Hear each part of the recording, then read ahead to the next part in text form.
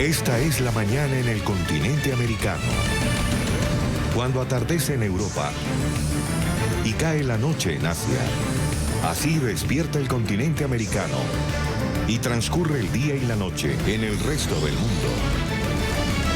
La mañana.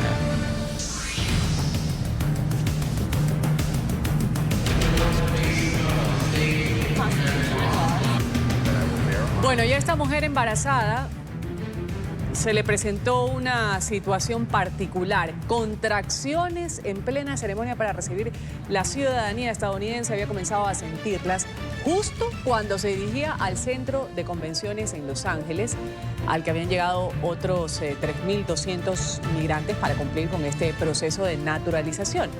Esta mujer de 31 años, de origen armenio, se negaba a irse hasta que el juez le tomara el juramento como nueva ciudadana de Estados Unidos. Así fue. Juró incluso antes de que el evento comenzara en un procedimiento express. Lo hizo debido a la prisa que tenía esta mujer y su caso. Posteriormente se sometió a chequeos médicos. Su bebé debería nacer por cesárea la próxima semana. Aceleré este proceso por el presidente actual, porque las leyes de inmigración están bajo ataque. Todos lo sabemos y me siento realmente nerviosa y preocupada porque me quitarán mi residencia. Por eso que solicité la ceremonia de ciudadanía tan pronto como me di cuenta de eso. Y realmente espero que todos los que vengan por una vida mejor tengan esa oportunidad, porque esta es la tierra de los sueños, ¿no? Bueno, justo antes de la ceremonia se me acercaron y dijeron, bueno, tenemos una situación especial aquí. Dije, bien, ¿cuál es esa situación? Dijeron, desafortunadamente una mujer acaba de comenzar el trabajo de parto y se niega a ir al hospital antes de jurar. Eso me puso nervioso porque no sé cómo iba a dar a luz y no lo sabía bien. Veremos qué es y fue inspirador. Estas personas entienden lo que es ser estadounidense y entienden los maravillosos derechos, beneficios y privilegios que tenemos.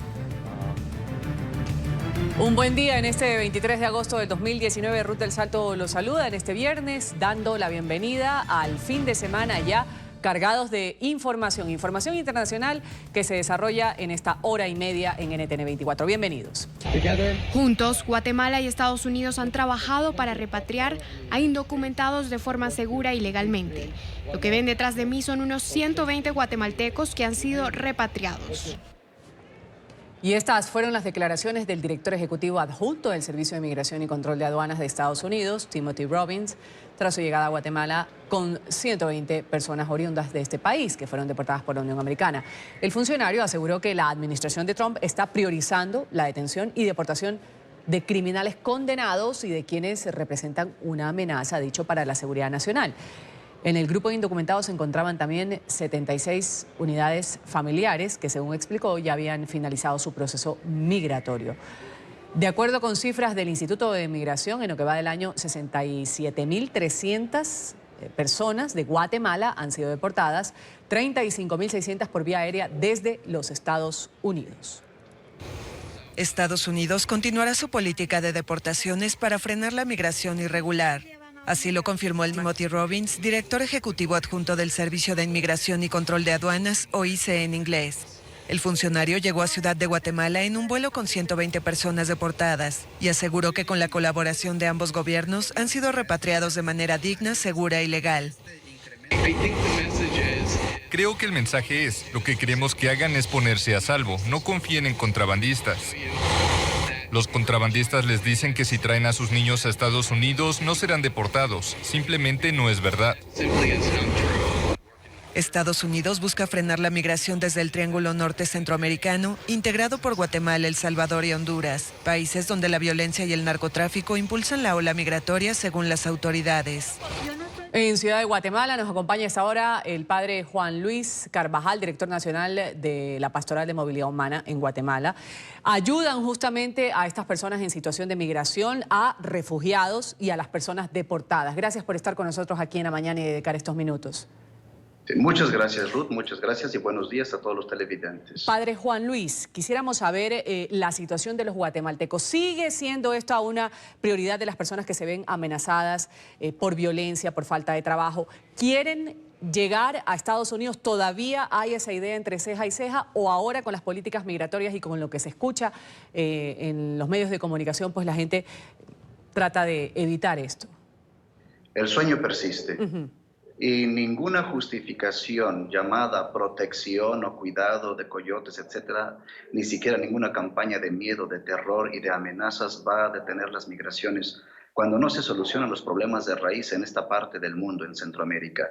Aquí hay todavía muchos ambientes hostiles que provocan estos desplazamientos. Claro que cada vez más peligroso, más caro, y se implementan también otros rasgos incluso de coyotaje y de corrupción con altos funcionarios, pero la gente sigue emigrando y sigue llegando a los Estados Unidos. Claro que algunos deciden quedarse en el camino y optan a Guatemala como un lugar de refugio, muy pocos de ellos, y otros en México, pero el sueño de llegar a los Estados Unidos persiste y piden el respeto de tránsito.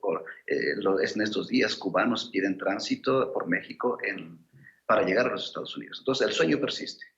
Padre, hace pocos días justamente el presidente electo Alejandro Yamatei de Guatemala conversó con NTN 24 y habló sobre una propuesta cuando le consultamos qué hacer con las personas que han sido deportadas, que han sido regresadas de Estados Unidos cuando ya tenían una forma de vivir allá o ya se habían acomodado como familia o como ente individual y regresan a Guatemala. Esto fue lo que nos dijo sobre la propuesta del presidente electo. Solicitándole al Congreso actual de la República, le acabo de hablar hace un par de días al presidente del Congreso, que pasen la ley de doble tributación, o sea, de evitar la doble tributación. Con eso nosotros podríamos convertir a Guatemala en un destino de los call centers y entonces las personas deportadas de los Estados Unidos, que la mayoría ya llegan hablando inglés, podrían encontrar un trabajo en donde se paga entre 2 y 3 veces por arriba del salario mínimo, en donde podrían estar ubicadas call centers en el interior del país y podríamos generar un vasto número de empleos para estas personas, para atenderlos, para que encuentren empleo y no se vuelvan a regresar. Padre, ¿qué tan viable es esto? Él habla de call centers para que la gente trabaje, dice que la mayoría ya sabe y domina el inglés. ¿Cómo ve usted esta propuesta del presidente electo? Sí, creemos que es una visión todavía muy miope, muy limitada de las verdaderas respuestas que deberían implementarse en Guatemala para primero asegurar que las personas se queden aquí en condiciones dignas y que no emigren, porque en este momento no hay ningún plan integral de recepción y de reintegración o una integración que nunca tuvieron de forma eficaz en Guatemala. Por lo tanto, esto de los call centers creo que es una visión muy, muy limitada. Aquí se necesita un plan mucho más integral, mucho más holístico, donde se involucren diferentes instancias del gobierno, como el Ministerio de Finanzas, Ministerio de Desarrollo, Ministerio de Educación, incluso la empresa privada, sociedad civil, la iglesia. Se necesita un plan mucho más serio, más bien pensado, en donde va a poner. Estaba escuchando ahora mismo que gente con peligrosidad está siendo deportada. Eso es mentira. Un mínimo porcentaje de personas hondureñas tienen verdaderamente antecedentes criminales en los Estados Unidos. Sí, faltas administrativas, pero no crimen. ¿Cómo vamos a considerar a tantas unidades familiares deportadas como un peligro para los Estados Unidos? Esto es mentira. Siguen hablando un discurso para asustar y para justificar sus acciones anti-inmigrantes, faltas de respeto, con detenciones arbitrarias, con redadas de migrantes, sembrando un racismo, etc. Entonces creemos que Guatemala no está respondiendo en este momento como quisiéramos y esta visión es muy corta, muy miope, necesita sentarse, necesita asesores, necesita más tiempo para implementar algo serio y eficaz. Padre, ustedes que trabajan en la Pastoral de Movilidad Humana en Guatemala, ¿quiénes son estas personas que regresan? Porque si es verdad, se ha dicho gente que tiene deuda con la justicia, según el representante estadounidense, habla de grupos familiares también, pero ¿quiénes son realmente los que regresan y en qué condiciones ustedes los reciben? Claro, mire, es gente mayoritariamente de los pueblos originarios, son indígenas, que históricamente han sido relegados, abandonados. Muchos de ellos bilingües, que hablan un poco ya el castellano. Algunos de ellos no hablan el inglés, trabajan en el campo, trabajan por ahí. Algunos dominan un poco, claro que sí, hay quienes son deportados, ya tenían 20 años en los Estados Unidos, pero no podemos generalizar. y que algunos cocineros, algunos jardineros expertos, etcétera, pero vienen en unas condiciones terribles por el desgaste primero psicológico de separación de la familia, familias enteras como niños, niñas, y que continúan las separaciones de niños, que también esto es gravísimo y que se tiene que hablar de ello. Por lo tanto, cuando llegan aquí, llegan con un sueño destrozado, llegan incluso algunos corriendo el riesgo porque la razón de su salida fue la persecución o el crimen organizado. Y creo que ahí es un punto, deberían evaluar, y ahí un llamado a la red consular guatemalteca que verifique la situación de las familias, de los niños, niñas, aquellos que llegan a Estados Unidos y necesitan protección humanitaria, necesitan protección inmediata y no ser deportados por ninguna razón, porque acá están corriendo peligro. Estas cosas quedan de lado. Vamos a agradecerle, Juan Luis Carvajal, director nacional de la Pastoral de Movilidad Humana desde Guatemala, dando declaraciones y reacciones sobre la realidad, la percepción que tienen ustedes cuando reciben a estos guatemaltecos que han sido deportados de Estados Unidos en el último tiempo. Y como ha dicho el gobierno estadounidense, este número va a ir incrementándose. Gracias por haber estado con nosotros. Buen viernes. Con mucho gusto. Muchas gracias.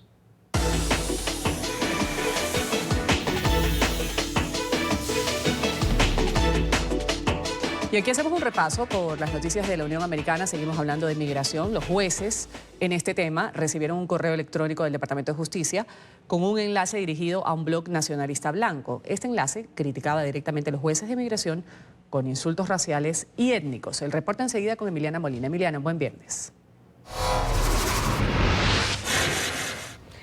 Hola, ¿qué tal? Muy buenos días. Así es, pues la Oficina Ejecutiva de Revisión de Inmigración y que pertenece al Departamento de Justicia envía un correo electrónico a diario a los empleados de la Corte de Inmigración con informes y noticias sobre temas migratorios. Pero un boletín de esta semana provocó indignación entre algunos empleados, tanto así que enviaron una carta de protesta a nombre de la Asociación Nacional de Jueces de Inmigración. Esto después de que se les enviara un enlace de la página Be There, que es conocida por publicar mensajes de ideología nacionalista blanca y antisemitas. La líder del sindicato de los jueces le pidió a James McHenry, director de la Oficina Ejecutiva para la Revisión Migratoria, que tome medidas inmediatas sobre la distribución de ese contenido, asegurando que es antiético a los objetivos ideales del Departamento de Justicia.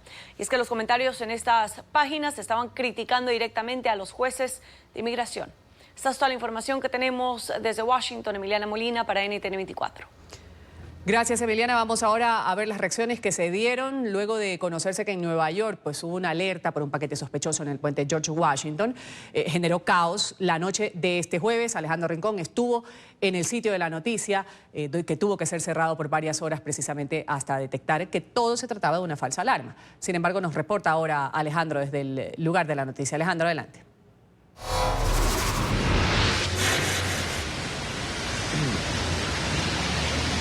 Hola, feliz viernes para todos. Sobre las 9:30 hora local de la ciudad de Nueva York de la noche del jueves, una llamada de un conductor que transitaba por esta importante vía del Alto Manhattan aseguró a las autoridades que había un artefacto sospechoso en uno de los pilares del puente George Washington, que conecta a la ciudad de Nueva York con el vecino estado de New Jersey y que es actualmente uno de los puntos de mayor movilidad de tráfico vehicular en todo el conjunto de la ciudad de Nueva York e incluso en el área triestatal. Posteriormente, luego de este reporte, las autoridades, la policía de la ciudad de Nueva York emprendió un esquema de respuesta inmediata con el objetivo de determinar si había un paquete sospechoso o no. Y por cuenta de esta movilización de las autoridades, por espacio de una hora, nadie podía ni entrar ni salir por esta importante arteria vehicular. Consecuentemente, caos en las vías, completamente quieto ese sector hasta cuando la policía de la ciudad de Nueva York determinó que era un cilindro que estaba vacío y que no representaba peligro alguno para la seguridad del público. La información preliminar entregada posteriormente por las autoridades indica que lo importante de estas circunstancias es que la seguridad es un asunto compartido y que los reportes en cualquier momento sobre paquetes sospechosos y en particular en una ciudad como Nueva York son tenidos en cuenta, pero de momento esta terminó siendo una nueva falsa alarma de seguridad y sobre la medianoche, al principio de la madrugada de este viernes, pues ya la movilidad se había recuperado por este importante sector de la Gran Manzana. Es todo lo que tenemos para ustedes por ahora. Continúen con más en el Centro Internacional de Noticias. Alejandro, gracias. Llueve en Nueva York. Gracias por ese reporte. Y vamos a hablar de, con el aumento de la cultura de esta patineta eléctrica en las ciudades, están surgiendo retos en cuanto a movilidad. En Bogotá, la capital de Colombia, más de 200 vehículos de este tipo han sido inmovilizados en 6 meses. El mal uso del espacio público, ciertas trabas en el camino, también infracciones por parte de los usuarios, han sido las principales causas. Cada vez es más común en las principales ciudades ver a personas movilizándose en este medio de transporte alternativo, las patinetas eléctricas. Pero ¿sabe usted cuáles son las responsabilidades de la empresa si la alquila o sus propias responsabilidades si es patineta de uso privado? En Bogotá ya hay una reglamentación y el siguiente informe le dice qué puede hacer y qué no puede hacer con una patineta eléctrica.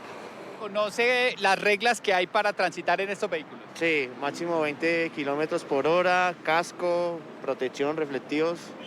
Cuando no hay ciclovía, ¿por dónde puede andar? No, solamente por ahí. A mí no me gusta meterme por la calle. Solo basta tener un medio de pago, una aplicación móvil y estar en una de las zonas en donde se presta este servicio. Luego aceptar las condiciones de uso de estos monopatines que no pasan de 5 o 6 reglas.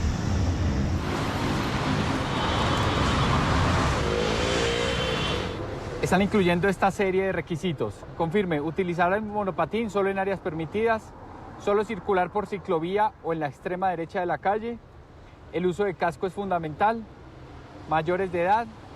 Se supone que debe tener una luz trasera, una luz delantera.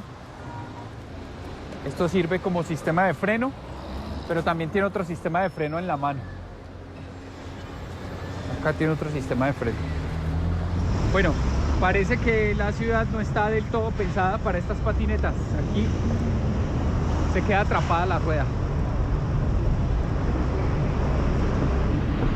Aunque el límite de velocidad es de 20 kilómetros por hora, en el registro de esta patineta no está regulada esa velocidad y podemos alcanzar hasta 21 kilómetros por hora.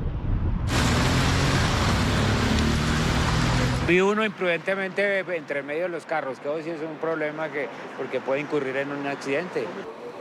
Solamente hasta el mes de julio pasado, en los 15 operativos que realizó la Policía de Tránsito de Bogotá, se inmovilizaron más de 200 patinetas por no estar en los lugares permitidos. Eso fue antes de que la Secretaría de Movilidad reglamentara el uso del espacio público con estos vehículos. En el occidente de la ciudad, Yaris Muñoz, Noticias RCN. Vamos aquí con este reporte a hacer una pausa. La emergencia por los incendios en Amazonía podría ser el centro del debate de la cumbre del G7 que comienza justamente mañana en Francia. Este encuentro inicia con el llamado del presidente anfitrión Emmanuel Macron a tratar esta situación como una crisis internacional. Vamos a hacer contacto con Bricio Segovia de nuestra cadena aliada La Voz de América, que tiene el reporte. Adelante, Bricio, un buen día. Buenos días, Ruth. Efectivamente, aquí en la Casa Blanca estamos atentos a la salida ya del presidente Donald Trump, que emprenderá su camino hasta Biarritz, en Francia, donde tendrá lugar este fin de semana este G7. Un G7 que llega marcado por lo que el presidente anfitrión, Emmanuel Macron, considera una emergencia y además una crisis internacional. Se trata de los incendios en la Amazonía, como bien avanzabas, unos incendios que llevan pues de manera continua 17 días. Se han hecho eco algunos de los mandatarios que tomarán parte en esta cumbre internacional que reúne a 7 de las economías más importantes de este mundo, y uno de ellos ha sido el primer ministro canadiense, Justin Trudeau, quien ha dado el apoyo pleno a seguir luchando contra el cambio climático y también a las intenciones del presidente Emmanuel Macron de intentar buscar una solución para estos incendios. También ha habido una respuesta ya del presidente brasileño, donde se están dando dando buena parte de estos incendios en el Amazonas, y ha señalado que pues se trata de una actitud colonialista por parte de Emmanuel Macron, ya que ninguno de los países de la región en Latinoamérica tienen presencia en esta cumbre que tendrá lugar este fin de semana. Importante ver ahora cuál será la reacción del presidente Donald Trump cuando embarque en el avión presidencial. Ahí estaremos presentes para ver esta reacción, ya que Estados Unidos es la voz discordante de este G7 en cuanto a materia de cambio climático, uno de los temas que será también eje central de este encuentro. Bricio, gracias por ese reporte desde la Casa Blanca. Vamos a estar atentos a la salida del presidente Trump hasta este encuentro, el encuentro de los del G7. Y en el programa Suma la Noticia de NTN 24, Andrea Bernal entrevistó a Marina Silva, ex candidata a la presidencia de Brasil en 3 oportunidades, exministra de Ambiente de Lula da Silva. Silva aseguró que la tragedia que se vive en Amazonía se debe en gran medida a las políticas del presidente Jair Bolsonaro en materia ambiental. Así lo decía. ¿Qué vamos a hacer? ¿Qué se puede hacer con este incendio que se está comiendo la Amazonía? ¿Cuál es su diagnóstico? ¿Qué es lo que está pasando? Lo primero es que durante 10 años aproximadamente nosotros habíamos logrado algunas políticas ambientales, pero ahora estamos llegando a una situación de descontrol total, como se ve el día de hoy. Y todo esto ocurre claramente por la postura de un presidente como el presidente Jair Bolsonaro, quien está quitando y está desbarajando todas las políticas ambientales en Brasil. Él y sus fiscales y su equipo político se basan en un discurso que propone unos escenarios de acción para poder básicamente comprar algunas tierras o de una forma ilegal, y con base en todas estas acciones tenemos una especie de invasión ilegal en la Amazonía. La política brasileña, quien fue ministra de Ambiente en el gobierno de Lula, también hizo fuertes críticas contra el presidente Bolsonaro en cuanto a advertir que los grupos más vulnerables de Brasil están amenazados bajo el actual gobierno. Marina, hoy hablamos con tristeza sin duda del incendio en la Amazonía, pero ¿qué hay otra prioridad en la región que no hemos visto, que no se ha puesto sobre la mesa y que corre peligro? ¿Qué más le preocupa a usted? Hoy con el gobierno de Jair Bolsonaro, el presidente Jair Bolsonaro, nosotros tenemos poblaciones vulnerables que están en situación de riesgo, como las personas negras, mujeres, indígenas, homosexuales. Personas que él tiene un discurso y en realidad de relativizar y algunas veces de incitar al odio contra esos grupos vulnerables. Ahora, todo este tiempo, él simplemente no se ha comprometido con la verdad, no se ha comprometido con los hechos y hace este tipo de acusaciones. Claramente, él podrá ser llevado de alguna forma a la justicia, pero él no fue electo para hacer muchas cosas que él está haciendo ahora. Tenemos una constitución que asegura que cada proceso tiene que ser hecho con base en la legalidad, en el marco legal, en la transparencia y especialmente en la constitucionalidad. Cambiamos de tema para hablar ahora de los niños, grupos vulnerables por la crisis en Venezuela. Según organizaciones defensoras de derechos humanos, 7 de cada 10 menores sufren trastornos de alimentación. Además, centenares de niños mueren en el país a manos de la inseguridad y los que sobreviven son testigos de cómo se fracturan las familias. Vamos a saludar con este tema a Oliver Fernández en Caracas. Oliver. Un buen día para ti, Ruth. Como siempre, un gusto saludarte desde Caracas. Así es, según la organización no gubernamental defensora de los derechos del niño, SECODAP, ha dicho que los niños venezolanos están prácticamente desamparados. En los colegios no se les garantiza la alimentación, como lo dice la Constitución de la República Bolivariana de Venezuela y también la Ley de Protección de Niños, Niñas y Adolescentes. También la diáspora, Ruth, ha traído como consecuencia tristeza hacia los niños venezolanos. Supuestamente, este estudio que ha hecho la organización SECODAP ha dicho que son aproximadamente 846.000 niños dejados atrás, es decir, o que se va la madre o el padre o quedan en manos de algún pariente, de algunos tíos. Esto ha traído también como consecuencia un luto migratorio y tristeza para los más pequeños. Nosotros salimos a la calle y realizamos el siguiente informe. Veamos. Los niños están desamparados en Venezuela. Solo en el año 2018, la ONG SECODAP, en conjunto con el Observatorio Venezolano de la Violencia, registró más de 1.400 homicidios. Situaciones de violencia importante, de violencia social, donde son los adolescentes, hombres, las principales víctimas. Otro elemento detectado es la violencia policial hacia menores. Más de 200 homicidios en manos de organismos de seguridad del Estado. Principalmente en manos del FAE. El último niño en caer fue Brian Navarro, de 9 años, el pasado 12 de agosto. Recibió un disparo cuando iba de regreso a su casa con sus padres luego de participar en un juego de fútbol. Así lo despidieron sus compañeros de equipo al sur de Venezuela. Cuando no hay recursos en la familia, los niños y adolescentes se enfrentan a esta dura realidad, la calle. Abandonan el colegio y en algunos casos hurgan en la basura para alimentarse. Con un pedacito de pan o un pedacito de broma ahí, lo que sea, un pedacito de arepa. Como que cualquier cosa que consigamos ahí así no lo comemos, que te da bueno. La migración también los ha afectado, según SECODAP. 846.000 niños dejados atrás, padres que se van en busca de recursos para mantenerlos desde afuera. Genera un desmembramiento de la familia, genera en el niño un duelo migratorio, genera una situación de profunda tristeza, no solo para el niño que se queda, sino también para el adulto que se va. Quienes desean irse porque no encuentran futuro en Venezuela y llevarse a sus hijos, tampoco lo tienen fácil. El derecho a la identidad se extinguió. El pasaporte de él me costó 2 años para solicitarlo, para que me lo entregaran.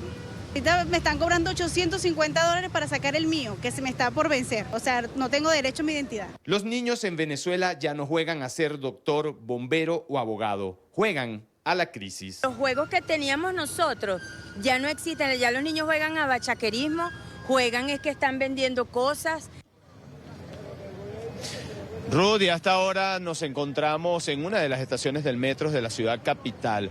Vale destacar que la línea 1 no podrá prestar servicio el día de hoy. Se han presentado varias fallas, en menos de una semana 3 fallas importantes, incluso un descarrilamiento. Y hasta ahora pues estamos en la estación Los Dos Caminos, donde justamente se descarriló uno de los trenes el pasado fin de semana. Acá se están reuniendo a algunos representantes de las organizaciones no gubernamentales, defensoras de los derechos del transporte, también de los partidos políticos, para de alguna manera protestar por lo que han dicho que es el colapso del metro de Caracas. Ya se había anunciado desde hace varios meses, desde hace varios años, el deterioro del metro de Caracas, que también es importante recordar que fue ejemplo en años anteriores y ahora es prácticamente el colapso lo que están viviendo los ciudadanos. Recordemos también, Ruth, que el metro de Caracas aproximadamente transporta a 1.200.000 personas aproximadamente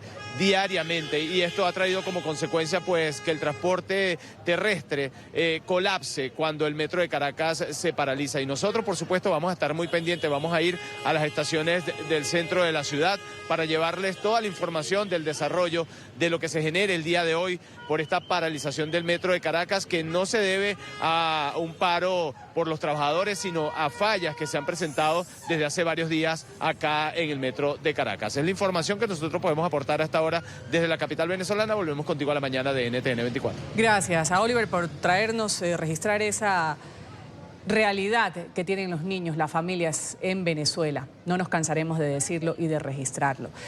Vamos a hablar ahora de las selfies, esta nueva forma de dejar registrada un buen momento. En redes sociales se aplica mucho junto a una nutria u otros animales que están amenazados de desaparecer.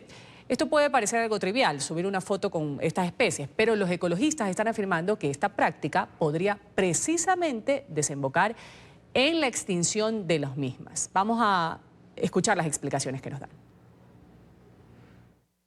¿Qué tal una selfie con una tierna nutria para colocarla en tus redes sociales? Podría parecer algo inofensivo, Pero ecologistas afirman que estas prácticas de moda podrían desembocar en la extinción de algunas especies salvajes. Lo que estamos viendo es que comerciantes y traficantes están usando canales en línea como Facebook, como Instagram, para vender esas nutrias y hacer conexiones entre cazadores, traficantes y los compradores. El frenesí por las redes sociales amenaza a muchas especies salvajes. Entre ellas han hecho desbocarse la demanda de nutrias en algunos países asiáticos. Japón en particular representa una amenaza para el porvenir de la especie, donde un cachorro se puede cotizar hasta en $10,000. Lo que estamos viendo en redes sociales y esta tendencia de tener la mejor foto, la más única, la historia más interesante de Instagram es manejar estos cafés de nutrias. Los cafés de nutrias han aumentado en Japón. La gente quiere una experiencia con un animal y mostrarse teniendo una experiencia con el animal. Y no toman en cuenta la crueldad y el sufrimiento que ha ocurrido. Algunas cuentas de influencers de Instagram y Facebook tienen centenares de miles de seguidores que publican comentarios tiernos sobre fotos de nutrias enanas, expresando que son demasiado bellas o quiero una. Hay numerosos videos de gags que muestran nutrias dando vueltas sobre sí mismas, lo que para un conocedor se trata de la manifestación de un enorme sufrimiento. Al mismo tiempo está creando una aceptación sobre tener una mascota. Cuando alguien crea una falsa narrativa en su cuenta de Instagram sobre lo grandioso que es tener una mascota al mostrar videos tiernos, fotos tiernas y realmente dándole glamour, cuando en realidad el animal está sufriendo. La nutria cenicienta, también conocida como enana, y la nutria de pelaje liso ya figuran como especies amenazadas en el anexo 2 de la Convención sobre el Comercio Internacional de Especies de Fauna y Flora Salvaje en peligro de extinción. Pero India, Nepal, Bangladesh y Filipinas solicitan que sean incluidas en el anexo 1, lo que significaría la prohibición total de su comercialización internacional. Entre las 56 propuestas presentadas a la convención reclamando una mayor protección, 22 conciernen a especies como todo tipo de lagartos, tortugas y arañas que también son cazados en el marco de este comercio multimillonario. Bueno, ahí están los argumentos. Vamos a revisar otras noticias de interés mundial. Protestas contra Mauricio Macri no cesan. Miles de ciudadanos han marchado en Buenos Aires contra estas políticas económicas del mandatario argentino, atendiendo también el llamado de varias organizaciones sociales. Los manifestantes se movilizaron en contra de la inflación que según ellos les ha hecho perder entre el 23 y 25% del poder adquisitivo. El gobierno ha dicho que espera que la inflación continúe en alza a causa de la caída de la moneda. La crisis económica recrudeció tras el revés electoral de Macri en las primarias del 11 de agosto, en las que quedó 15 puntos detrás del opositor Alberto Fernández.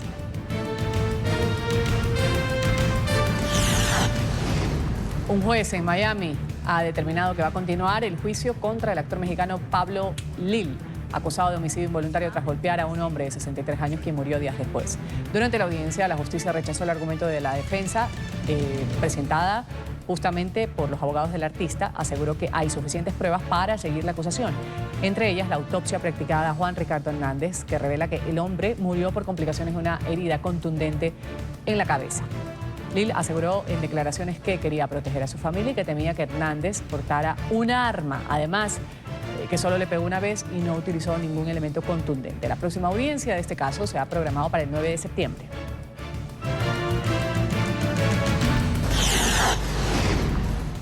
Noticias del rey emérito Juan Carlos de España. Se va a someter a una cirugía de corazón, aunque se desconocen las causas por las cuales debe realizarse esta operación. Fuentes de la Casa del Rey han descartado que se trate de una situación de alto riesgo. Esta intervención está programada para el día sábado, para mañana. Se eleva la tensión entre Estados Unidos y Rusia. El presidente Putin ha ordenado una respuesta recíproca a la reciente prueba de misiles de Washington. Así lo dijo el mandatario ruso en una reunión con su ministro de Defensa y los miembros de otras agencias gubernamentales. Esta semana el gobierno estadounidense ha dicho haber lanzado un misil de medio alcance en su primera prueba de este tipo desde que abandonó el tratado nuclear con Moscú el pasado 3 de agosto. El hecho de que desarrollemos los sistemas más modernos de armas que no tienen comparación en el mundo fue causado por una salida unilateral por parte de los Estados Unidos del Tratado de Misiles Antibalísticos. Nos vimos obligados a garantizar la seguridad de nuestra gente y de nuestro país. Lo estamos haciendo ahora y lo haremos en el futuro.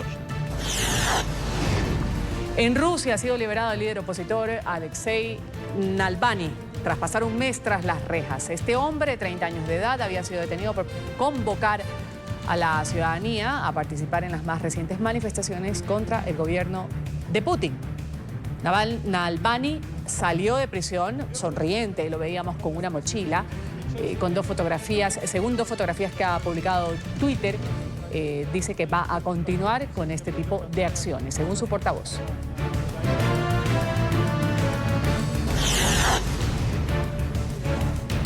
Paul Whelan, el estadounidense acusado de espionaje en Moscú, denunció haber sido herido en prisión por 2 guardias rusos.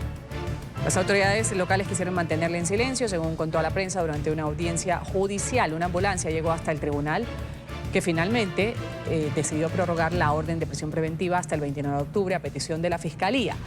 El exinfante de Marina permanece detenido desde el 2018. Ha insistido en su inocencia. Vamos aquí a un corte comercial. Bueno, y hace unos minutos ha comenzado en Honduras la reunión política de la cumbre de presidentes del mecanismo de Tuxtla. En la cita están participando 10 delegaciones de los países de la región mesoamericana liderados por el presidente Juan Orlando Hernández. Él es el anfitrión de este evento. Vamos a saludar a nuestro enviado especial a Honduras, Gustavo Alegret. Gustavo, un buen día para ti. Adelante. Saludos, muy buenos días. Comenzó deslucida esta 17ª cumbre del mecanismo de Tuxtla, liderada por el gobierno de Honduras. 17ª edición de esta reunión bienal de delegaciones de jefes de Estado y de Gobierno, desde México hasta Colombia, incluido República Dominicana. Esta cita que se da en este caso en la ciudad de San Pedro Sula, ciudad industrial del centro de Centroamérica. Acuden las delegaciones de esos países, en la mayoría lideradas por los cancilleres, incluso en el caso de México, un nivel inferior, su Secretaría de Estado. Y es que el gobierno de Honduras ha hecho un esfuerzo que no se ha visto correspondido por parte de los mandatarios, que en la mayoría de los casos no han querido acompañarle. Han enviado esas segundas delegaciones lideradas por los cancilleres. Pero Juan Orlando Hernández, en las últimas horas, hacía un llamado a seguir soñando en esa integración, y también los cancilleres subrayaban la importancia de la cita hemisférica. Creemos que estamos en la ruta correcta. 10 países, 230 millones de habitantes. ¿Por qué entonces no podemos soñar en grande? Es un mecanismo concreto, focalizado, que apunta hacia prácticas que faciliten el desarrollo de los países miembros. Son las vías de entendimiento, de comunicación social y económica y los proyectos de ayuda entre los países. Esta mañana, aquí, tras la foto oficial que se va a producir en breve, se van a reunir esas delegaciones. Entre los proyectos que van a escuchar se va a presentar un proyecto para la eliminación de la malaria, que además de los gobiernos de la región, también incluye a organismos internacionales. Permite avanzar rápidamente y acelerar esfuerzos para lograr la eliminación de la malaria en Mesoamérica. Solos no lo podemos hacer. Tenemos lugares de difícil acceso, tenemos fronteras donde están precisamente esos focos de infección, y esa integrabilidad de los países, la integralidad de los recursos, la sistematización de las experiencias que se trae a través de esta iniciativa, entonces van a contribuir a que nosotros logremos los resultados. El gobierno de Honduras ha hecho un esfuerzo de imagen, de despliegue, como ven justo detrás de nosotros, y ayer fue el turno de la cumbre empresarial, una cumbre que el gobierno de Juan Orlando Hernández quiso que se realizase en paralelo a esta cumbre política para buscar oportunidades de integración, oportunidades también para reducir esa migración que en muchos casos surge de ese triángulo norte del que Honduras forma parte a través de México para llegar a Estados Unidos. Desde San Pedro Sula, Gustavo Alegret para NTN 24.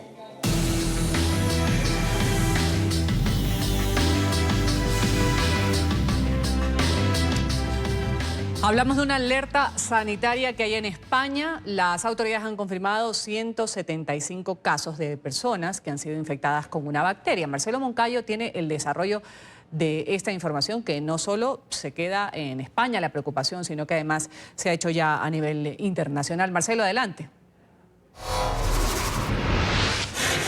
Hola, ¿qué tal? Un cordial saludo para todos ustedes en la mañana, amigos televidentes. Aquí en España se eleva a 175 las personas infectadas por listeria. Esto luego de haber consumido productos de la marca La Mechá en Sevilla, esto en Andalucía. Hay una persona fallecida hasta este momento directamente relacionada con el consumo de este producto, pero según las autoridades sanitarias hay aproximadamente más de 520 casos sospechosos que también podrían estar infectados por esta bacteria. Nosotros conversamos con el portavoz de la Sociedad Española de Enfermedades Infecciosas y nos dio algunos detalles sobre qué es la listeriosis y sobre todo qué pueden hacer los ciudadanos en sus casas para evitar contagiarse con esta bacteria. Escuchemos. Listeria se ha detectado en carnes, pero también en vegetales y en pescado y en derivados lácteos, ¿no? Clásicamente la listeria se asociaba al consumo de helados porque sobrevive muy bien en ambientes fríos, al contrario que otras bacterias. A 4 grados se reproduce bastante bien. Entonces, si contamina pues una partida de helados, mientras que otras bacterias no podrían desarrollarse, listeria sí, ¿no? En cuanto a los productos ya cocinados y preparados que se compran en los supermercados, uno siempre tiene que comprar en sitios en sitios controlados, ¿no? En supermercados, en tiendas registradas, oficiales, y evitar la compra en puestos en la calle, en que uno no conoce el origen de ese producto, productos que estén bien etiquetados en español, con su fecha de caducidad, etcétera, ¿no? Eso de alguna manera es una garantía de que el producto puede seguir todos los requisitos sanitarios. Y en casa, en cuanto a los alimentos que uno prepara, pues tiene que mantener un poco los requisitos, no solo para listeria, sino para cualquier otro. En la cocina uno tiene que tener una higiene extrema. Amigos televidentes de la mañana, y hace pocas horas las autoridades sanitarias de este país han confirmado que se ha encontrado uno de los focos de infección de la listeriosis. Está precisamente dentro de la fábrica que produce esta carne mechada con la marca La Mechá. Es una de las máquinas que se utilizaba para procesar este producto. Ahora las investigaciones continúan para determinar hasta dónde pudo haberse distribuido este producto contaminado. Televidentes de la mañana, también es importante recordarles que el Ministerio de Salud de España comunicó a la Organización Mundial de la Salud y a la Unión Europea una alerta sanitaria precisamente para alertar a los turistas que podrían haber estado en este país semanas atrás y que podrían haber comprado o consumido productos de esta marca. Este es el informe para la mañana. Sigan ustedes con más aquí en NTN 24. Hasta pronto. Hasta pronto, Marcelo. Vamos a agradecerte esta preocupación que tienen las autoridades sanitarias, también la alerta que se ha generado en España a partir de esta bacteria peligrosa. Revisamos otras noticias aquí en la mañana de NTN 24. Damos cuenta de este tenso cruce de palabras entre el presidente de Francia, Emmanuel Macron, y su homólogo brasileño, Jair Bolsonaro. El mandatario francés ha instado a los países que conforman el G7 a abordar la grave emergencia por los incendios que azotan la Amazonía en esta cumbre que va a darse, la del G7. Comienza mañana sábado en una ciudad costera bellísima de Francia. El jefe de Estado de Brasil no le gustó pues esta alternativa que ha dado Macron. Lo ha tildado de sensacionalista y de querer sacar provecho, rédito político a esta situación. Lamento que el presidente Macron intente instrumentalizar una cuestión interna de Brasil y de otros países de la Amazonía para obtener beneficios políticos personales. El tono sensacionalista con el que se refiere a la Amazonía no contribuye de ninguna manera a la solución del problema. El gobierno de Brasil sigue abierto al diálogo, basado en datos objetivos y en el respeto mutuo. La sugerencia del presidente francés de que las cuestiones amazónicas se debatan en el G7 sin la participación de los países de la región evoca una mentalidad colonialista que está fuera de lugar en el siglo XXI.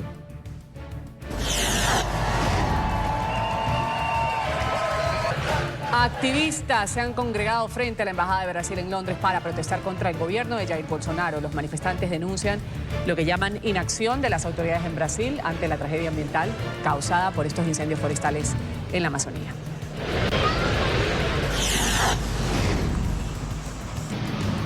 Los incendios forestales también azotan el oriente de Bolivia, donde el fuego ha arrasado con miles de hectáreas de bosque. Un avión procedente de Estados Unidos ha aterrizado en la ciudad de Santa Cruz. Esta aeronave, con gran capacidad para transportar agua, se va a unir a las labores de control de llamas. El gobierno de Evo Morales ha asegurado que es necesario que Brasil y Paraguay, también Bolivia, trabajen de forma conjunta para atender esta emergencia ambiental. nos exige una cooperación trilateral para que podamos compartir responsabilidades, para que podamos hacer monitoreo y seguimiento sobre la intervención en esta región. De nada va a servir que nosotros controlemos en territorio nacional el fuego si no se controla en territorio paraguayo y si no se controla en territorio brasilero. Un incendio ha obligado a las autoridades en España a desalojar 40 viviendas en una urbanización en Marbella. 70 bomberos lucharon contra el fuego que fue estabilizado esta madrugada. Se originaron las llamas en una zona boscosa cercana, se extendieron hacia una autopista y varios complejos residenciales. Y por varias horas ha sido cerrado el tránsito en el puente George Washington en Nueva York. La posible presencia de un dispositivo explosivo causó la evacuación de esta estructura. Un escuadrón de bombas se trasladó hasta el puente y minutos más tarde verificó que todo se trataba de una falsa alarma.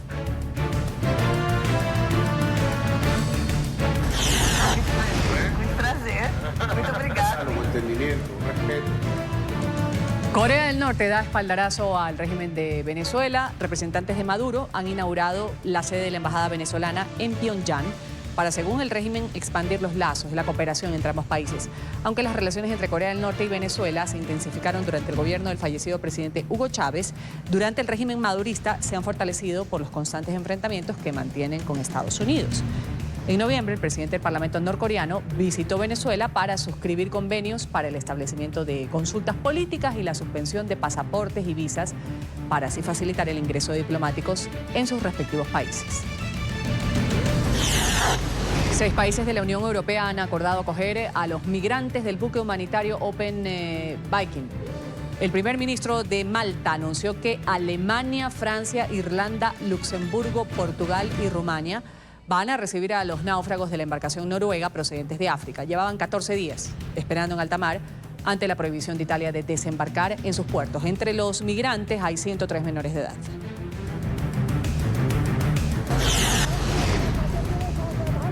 La Defensa Civil Siria publicó un dramático video que demuestra a las familias angustiadas cómo huyen de un edificio en llamas bombardeado instantes atrás por fuerzas del régimen. Esto ocurrió en una población en la provincia de Idlib. Ha sido un santuario para aquellos que huyen de zonas antiguamente controladas por los rebeldes y retomadas ahora por el gobierno de Bashar al-Assad. En este video también se ve a socorristas buscar sobrevivientes. La ofensiva contra el último bastión insurgente en el noroeste de Siria ha dejado cientos de muertos desde abril. En el suroeste de China adelantan operativos de rescate por las graves inundaciones que golpean la provincia de Sichuan. Ciudadanos han quedado atrapados en el agua. Un adulto mayor ha sido rescatado gracias al apoyo de una grúa. La emergencia fue ocasionada por las lluvias, las más intensas en la región en los últimos 12 años.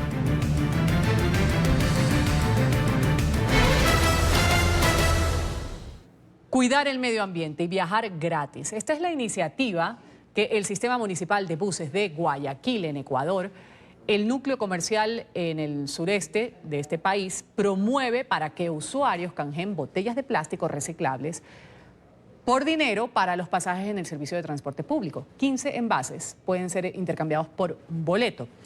En las próximas semanas está previsto que este dinero sea acreditado a la tarjeta magnética que tienen los pasajeros. Guayaquil es la ciudad que más genera este tipo de conciencia ecológica en todo el país. Washington Bravo busca botellas en el puerto ecuatoriano de Guayaquil. El objetivo de este jubilado es cuidar el medio ambiente y viajar gratis en el sistema municipal de buses.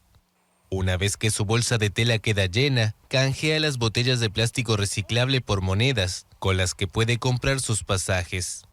Esto va en beneficio, tanto personalmente como para el ambiente, cuidar el ambiente, que es lo principal. Porque la ciudad está muy corrompida, muy sucia. Antes no era eso así, había más aseo. 15 botellas pueden ser intercambiadas por el valor de un boleto. Los usuarios aseguran que el mecanismo rinde más que el de ofrecer los envases a las recicladoras, que pagan 50 centavos por kilo. Es un ingreso económico, no será mucho, pero sí es un incentivo para las personas. Pues imagínate 2 centavos, reúnes 15 botellas, son 30 centavos, ya es un boleto de Metrovía o un pasaje, ¿no? En una primera fase, la máquina está dando dinero, pero la idea es que en las próximas semanas sean instaladas nuevas máquinas que ya de manera directa acrediten saldo a su tarjeta magnética de transporte. Realmente nos gustaría tener una máquina en cada uno de los sitios donde hay mayor concentración de usuarios, al menos unas 12. Estamos hablando con el proveedor para que nos comience a instalar las máquinas a la brevedad posible. Guayaquil es la segunda ciudad más poblada del país, con 2.700.000 habitantes. También es la que más basura genera, unas 4.200 toneladas al día, de las cuales un 14% es material reciclable. Su municipio expidió hace 2 años una ordenanza para regular la fabricación, el comercio y la entrega de productos plásticos de un solo uso como sorbetes y bolsas. En casi 2 meses desde que se implementó el programa, se recolectaron más de 24.000 botellas de plástico. Vamos a saludar en Guayaquil, Ecuador, a Alejandra San Martín, asesora de proyectos sostenibles. Gracias por estar con nosotros desde el puerto principal de los ecuatorianos. Alejandra, bienvenida. Mucho, Ruth. Buenos días de acá, de Puerto Santa Ana, de Guayaquil. Lindo sitio, Puerto Santa Ana, en mi ciudad. Alejandra, hablemos un poco de esta iniciativa que han tenido justamente para intercambiar. ¿Cuánto se ha aumentado, cuánto ha crecido esta conciencia ambiental en los guayaquileños? Ahora están llegando a personas usuarios que todos los días deben transportarse en la Metrovía. Les están diciendo, les vamos a canjear un pasaje por tantas botellas. Así es. ¿Con cuánta ilusión están recibiendo los guayaquileños esta opción, esta alternativa? Bueno, te cuento que me encanta ser portadora de buenas noticias en este caso. Como bien lo mencionaban antes de saludarnos, existe ya un mecanismo implementado dentro de la ciudad en donde existe una empresa que da directamente dinero, pero como bien lo has mencionado en TICAI, la asesoría hemos visto de qué manera hay una alianza entre ciudadanía, empresa pública, empresa privada que genere y agregue valor. En este sentido, nosotros como TICAI nos sentamos a hablar con las autoridades pertinentes y dimos una viabilidad en un proyecto en el que directamente ven un beneficio en algo que utilizan todos los días, que es el transporte público. Tengo que decirte, como te mencionaba antes, que tenemos súper buenas noticias porque el usuario ha estado utilizando nuestras máquinas, ha incrementado de hecho la usabilidad de la máquina en los puntos en los que están colocados aproximadamente dentro de un 30-35%, es decir, que tenemos muchos usuarios que ya están teniendo este beneficio y que están aportando en el planeta. Entonces, es de alguna manera encontrar situaciones que generen oportunidades para que desde donde estamos, que parecería que no podríamos hacer absolutamente nada en pro del medio ambiente, seguir contribuyendo y contribuir en este caso al reciclaje y al cuidado del planeta. ¿Cómo ha sido el recibimiento? Hay mucha gente que se suma a esto, que dice, bueno, no solo por el hecho de hacer este canje, ahorrarles un poco de los centavos en dólar, o el pasaje, lo que cuesta el pasaje en la Metrovía, sino también esto de decir, bueno, para botar este plástico, estas botellas o estos envases, prefiero canjearlos para que quienes manejan situaciones de medio ambiente que saben cómo tratar estos productos, pues lo hagan. ¿Cuánto ha sido el generar conciencia, no solo por el beneficio que reciben, sino también por el beneficio ambiental? Así es, mira, Ruth, como tú lo has mencionado, lo que mueve a los usuarios ya es algo más que el dinero. Imagínate la responsabilidad que sabemos que tenemos ante cada una de las situaciones de las que ya somos testigos y de las que inclusive somos víctimas del mal uso o de las malas prácticas ambientales. Entonces, no es solo el beneficio es el incentivo. Y como mencionaba antes, la empresa privada y la empresa pública es súper medular en este sentido en cuanto se generen nuevos incentivos y que esta rueda y este crecimiento siga. Pero como bien lo mencionabas, ha existido una aceptación, existe la generación ya de conciencia. Esto es algo de cultura, es algo que se genera escalón en escalón, de peldaño en peldaño se va avanzando, y lo que buscamos pues es que este sea el inicio de un ciclo de actividades en que la ciudad, la ciudadanía y todas las empresas públicas y privadas se sumen y pues generemos ese cambio que necesitamos, orientados hacia que es el bienestar para todos, que una practicidad es el uso o la responsabilidad ambiental que tengas, pero también qué lindo es tener una ciudad limpia. ¿Por qué no evitar esa clase de desechos? ¿Por qué no hacer la gestión correcta de un desecho como el plástico, que es súper reutilizable y que a la vez, si es que no lo manejas de manera correcta, también es contaminante? Entonces, es ahí la suma de los esfuerzos en donde nosotros hacemos hincapié, y el terminar en ese cierre del círculo de generar conciencia, de empoderar a las personas y de explicarles en acciones de qué manera ellos también aportan desde donde están. Bueno, sigan adelante. Alejandra San Martín, gracias por estar con nosotros desde Guayaquil, Ecuador, de Proyectos Sostenibles. Un buen viernes para ustedes. Te agradezco a ti, un excelente viernes a ti. Igual. Aquí hacemos otro corte comercial. Gracias a ustedes en este viernes por sintonizar el canal de las Américas. Tengan un buen fin de semana, descansando en familia y siempre informados a través de la señal de NTN 24. Vamos a